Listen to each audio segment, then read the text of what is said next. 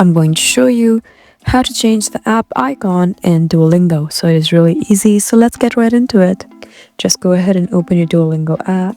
And as you can see, it currently looks like this. Just go ahead and open it. And once you're there, you need to make sure that you're in the Super Duolingo Max board or dashboard. So make sure you have that. Just go ahead and go on your profile if you already haven't joined the plan. So in order to join the plan, you just need to look at the top right corner where you can see the gear icon. Just go ahead and tap there.